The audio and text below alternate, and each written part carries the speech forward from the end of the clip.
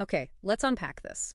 Today, we're diving deep into manifestation, but maybe not how you usually think about it. We're looking beyond simple wish fulfillment, exploring it more as a sophisticated energetic science. And for this deep dive, we're drawing from some really detailed channel teachings. Archangel Michael, specifically covering the law of the circle and the law of the triangle. It offers a pretty unique lens on how reality gets shaped. Absolutely. Our mission today is really to get our heads around these universal mechanics of creation. How your consciousness actually interacts with cosmic substance. What's really fascinating here, I think, is this emphasis on divine co-creation.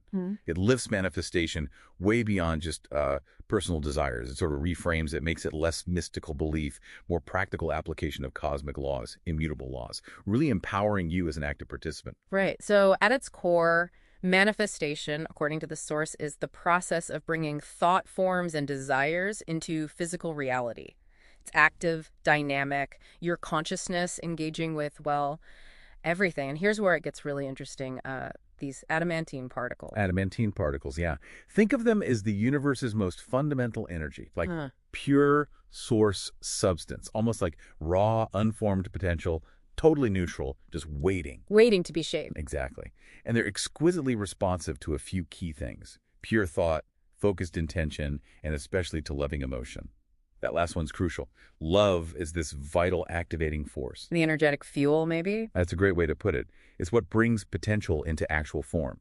Okay, so we have these building blocks, these particles. How does the universe actually respond? That brings us to the law of the circle, right? Foundational stuff. Absolutely foundational.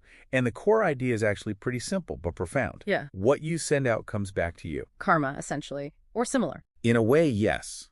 It describes this continuous cyclical energy flow. An alpha and omega principle, the source calls it. No beginning and no end. But here's the critical piece. The law of the circle is perfection.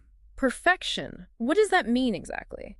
It means if the results you're getting aren't what you want, if they seem imperfect, that imperfection comes from your input, the stuff you sent out, not the law itself. The law just mirrors perfectly. Wow. Okay, so personal responsibility is huge here. Crucial. The universe is giving you a perfect reflection. Always. That's powerful. The law is perfect, so any issue is on my end, essentially, my input. Yeah. So mastering your own transmission is key, not trying to game the system. You've got it. But if the circle just ensures the return, how do we, shape what returns? That's the other law. That's where the law of the triangle comes in. Yeah. Yes, it complements the circle. This introduces the active dynamic part, your conscious creation bit, and it works through the sacred triad of creation. That's thought, emotion, and intention. Thought, emotion, intention, the sacred triad. Right. This triad is your active contribution. It forms and projects thought forms into the universal substance. And for it to work best optimally, these three, thought, emotion, intention, they need to be in perfect harmony, synergy. Like working together, amplifying each other. Precisely. They're interdependent. Okay, so knowing these laws, these particles, this triad, how does it work in practice? What does this actually mean for you listening right now? The teachings seem to outline a cycle, right? Yes, a powerful cyclical process you can consciously engage with. Let's walk through it. Okay. First is initiation, the alpha. This is where you formulate pure thought. And importantly, from your soul self, your deepest core, aligned with divine will. Think universal purpose, highest good. That's the seed. The pure seed, exactly. Then comes formation, using that sacred triad we just talked about. You combine the pure thought and your focused intention with powerful loving emotion.